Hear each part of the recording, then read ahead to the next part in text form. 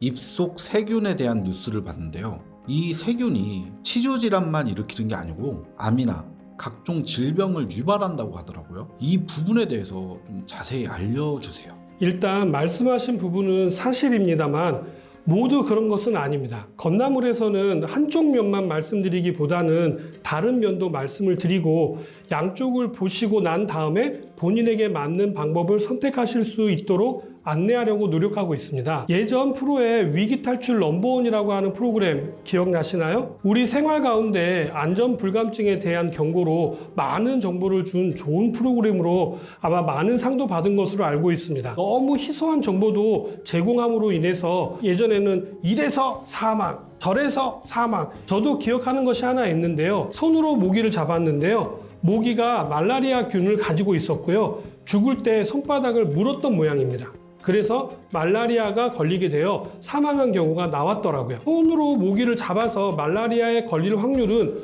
얼마가 되겠습니까?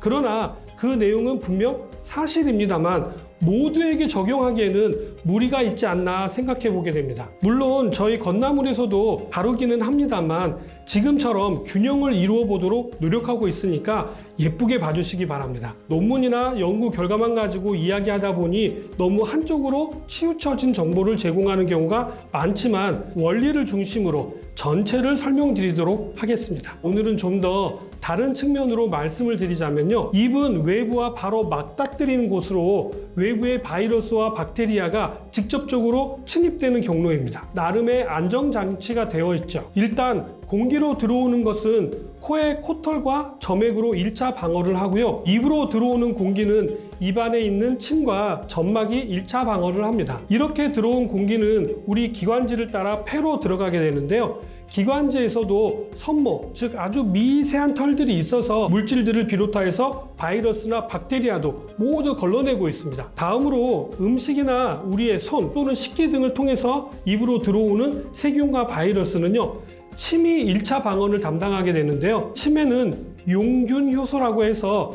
라이소자임이 존재합니다. 즉 균을 녹이는 효소가 있어서 1차 방어를 하고요. 식도를 지나서 위에 들어오는 놈들은 위산이 담당을 하고 있습니다. 기본적인 방어 체계가 있고 이런 방어를 뚫고 들어오는 것들은 우리 몸의 면역세포들에 의해서 사멸이 되고 있는 것이죠. 그러나 우리 입안의 경우는 좀 다릅니다. 지속적으로 세균과 바이러스가 침입하는 곳이고 치아 사이사이에 음식물 찌꺼기가 남아있는 경우에는 그곳을 은신처로 삼아가지고 많은 세균이 번식하기 때문이죠. 침이 1차 방어를 하고 있는데 침마저 돌지 않게 되면 여러 가지 구강질환이 발생하게 되고요. 특히 입속 세균들은 치주질환뿐만 아니라 잇몸 질환을 통해서 혈관을 타고 우리 몸 어떤 곳도 침투가 가능해 각종 질병과 심지어는 세균의 종류에 따라 폐혈증, 폐감염을 일으키기도 하고요. 각종 암의 유병률을 높이기도 합니다. 더 나아가 사망의 위험까지 높일 수 있는 것으로도 알려져 있죠. 입속 세균과 구강 건강을 관리해야 하는 이유는 전신 건강과 아주 밀접한 관계가 있기 때문에 주의가 필요한 것입니다. 그 중에 좀 더 특이한 사항이 있어서 오늘 소개를 해드리려고 하는데요. 입속 세균이 췌장암의 위험을 높인다는 연구 결과가 있어서 좀 살펴보도록 하겠습니다.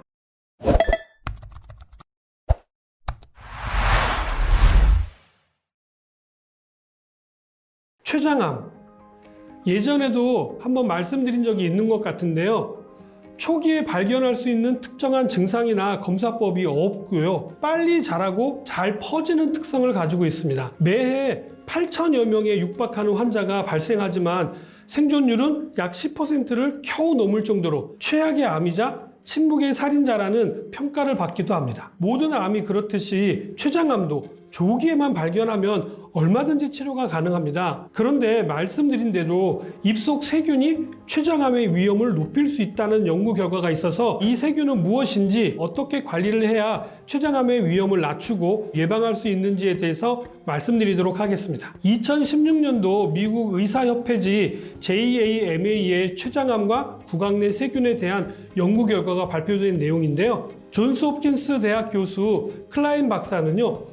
351명의 췌장암 환자의 타액에서 DNA를 추출하고 비슷한 조건의 사람 371명의 것과 비교 실험한 결과 치주 질환을 일으키는 대표적인 세균인 진지발리스가 있으면 췌장암에 걸릴 위험이 약 59% 더 높았다고 합니다. 여러 치주 질환이 췌장암의 발병을 높인다는 연구 결과가 여러 번 진행된 적이 있었습니다. 이러한 결과를 뒷받침하는 원인으로 염증 반응이 가장 유력시되고 있는데요. 잇몸 염증이 있는 사람들은 피가 자주 나게 되는데 손상된 부위에 침착된 세균이 혈액을 타고 돌아다니게 되면 외부 세균의 침입에 의해 몸에 방어작용을 하는 면역 반응이 작동됨으로 인해 가지고 염증 반응이 일어나게 되고요. 염증 반응 물질이 혈액을 타고 전신을 돌다가 췌장에도 영향을 주어서 췌장 질환 및 췌장암을 일으키게 된다고 추정하고 있는 것입니다. 입속 세균인 진지발리스가 혈중 항체가 높아지게 되면요,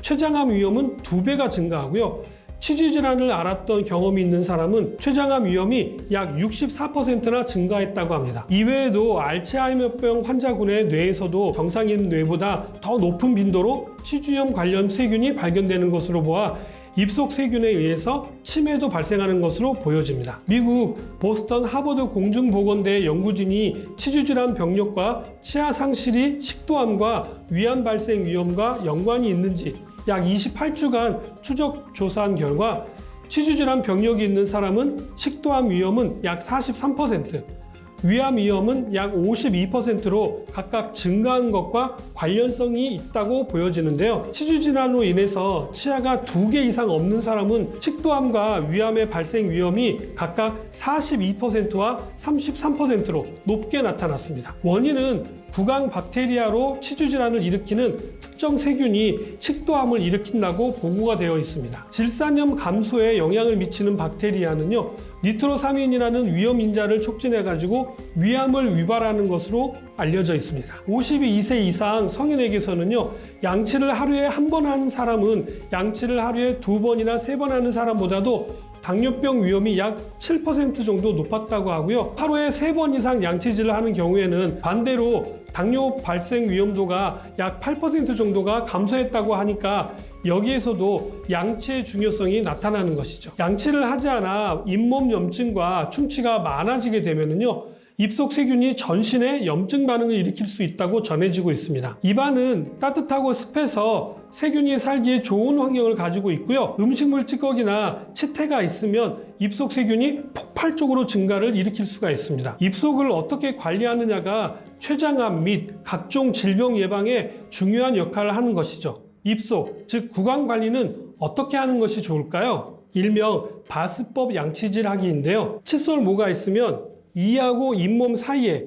약 45도 정도 이렇게 기울여 가지고 넣습니다. 그리고 앞뒤로 2-3mm 정도를 왕복하다가 위로 싹 튕겨서 올려주는 거죠. 이렇게 양치질을 하게 되면 이와 잇몸 사이에 끼어 있는 여러 가지 플라그라든지 음식 찌꺼기를 제대로 제거를 할 수가 있기 때문에 아주 좋은 양치법이라고 이야기하고 있는 것이죠. 너무 이 사이에다가 무리하게 힘을 주게 되면 자극이 돼서 잇몸이 상할 수가 있기 때문에 주의는 좀 필요합니다. 이중 미세모를 사용하라고 말씀드렸던 거, 긴 미세모는 잇몸 마사지와 잇몸 사이에 낀 여러 가지 이물질을 제거하는 데 도움이 되고요. 짧은 모는 치아 자체를 닦는 데 사용되기 때문에 이중 미세모를 적극 추천하는 것입니다. 치약도 중요한데요. 충치균인 뮤탄수균을 비롯하여서 진지발리수균뿐만 아니라 위암을 일으키는 1급 발암균으로 지정된 헬리코박터균까지 모두 살균해주는 치약이 있다고 하니까 참고해 보시는 것도 도움이 될 수 있습니다. 치약을 고르실 때 주의하실 점은요, 연마제만 많이 들어있다든지 민트만 많아서 개운한 느낌만 주는 치약은 피하시는 것이 좋습니다. 아무리 이를 잘 닦는다고 해도 플라그는 쌓이기 마련이죠. 그래서 필요한 것이 바로 정기적인 스케일링입니다. 정기적인 스케일링은 잇몸 질환 예방하는데 엄청 중요하기 때문이죠. 정기적이라고 하면은 6개월에서 약 1년 정도를 보는데요. 스케일링 하면 이를 갈아내는 것으로 알고 계시는 분들이 의외로 많이 계시는데요. 초음파로 플라그만 제거해내는 것입니다. 다음으로는요, 좀 의아해 하실 수 있는데요. 유산균을 꾸준히 섭취하시는 것입니다. 유산균은 일명 구강 내 유해 세균의 증식을 억제하는 기능을 가졌거든요. 염증의 빠른 치유를 돕고요. 췌장암과도 연관이 있는 포피로모나스 진지발리수균을 감소시킵니다. 그리고 네 번째로는요, 저녁 양치는 고운 소금으로 하시거나 주무시기 전에 소금물 가글을 하시는 것도 잇몸 염증을 줄이는데 아주 큰 도움이 됩니다. 소금도 살균력을 가지고 있고 염증을 잡아주는 기능이 있기 때문에 개인적으로 적극적으로 추천드립니다. 구강청결에서 있어서 가장 중요한 건 침입니다. 입에 침이 마르면 온갖 세균이 입안에서 번식하기 때문에 입이 마르지 않도록 충분한 수분을 자주 공급하시는 것이 필요하고요. 가끔은 혀를 가지고 이렇게 잇몸 구석구석을 닦아내 주시는 것도 아주 도움이 됩니다. 아침에 일어나시면 입안을 물로 헹구든 아니면 양치를 하고 나서 혀로 잇몸 마사지를 해주시는 것은 치아 건강뿐만 아니라 치매를 예방하는 데도 도움이 되니까 습관이 될 때까지 의식적으로 꼭 해보시기 바랍니다. 양치를 할 때 피가 자주 나거나 치주염이 있는 분들은 방치하지 마시고요. 빨리 치과에 가셔서 꼭 치료를 받으시기를 권장해 드립니다. 구강 관리에 도움이 되는 식품도 간단하게 소개를 해드리자면요. 첫 번째는 녹차를 들 수가 있습니다. 항균뿐만 아니라 탈취 효과가 있는데요. 녹차에 포함된 플라보노이드는요, 치아와 잇몸에 서식하는 세균의 증식을 막는 데 큰 도움이 되기 때문에 권장해 드리고요. 식이섬유가 치아와 잇몸 사이의 음식물 찌꺼기나 세균을 제거하는 데 효과가 있어서 양치를 한 것과 같은 효과가 나타난다고 합니다. 항산화 성분인 피코시아닌은 구취를 일으키는 트리메틸아민, 메틸메르캅탄 등의 성분을 분해하는 데 도움이 되고요. 잇몸 염증을 잡는 데도 도움이 되기 때문에 권장해 드리는 것입니다. 염증하면 프로폴리스도 도움이 되기 때문에 치약에도 많이 활용하고 있으니까 프로폴리스도 꼭 활용해 보시기 바랍니다. 질문하셨던 것처럼 진지발리스균이라고 하는 것으로 인해서 췌장암이 발생할 수 있는 것은 사실입니다. 그러나 이것이 모두에게 해당되는 것은 아니지만 이런 구강 관리는 우리 전신 건강과 아주 밀접한 연관이 있기 때문에 꼭 관리를 잘 하시는 것들이 중요합니다. 오늘도 어떻게 좀 도움이 되셨나요? 저는 다음에 좀 더 도움이 될 만한 내용 가지고 다시 찾아뵙도록 하겠습니다. 감사합니다.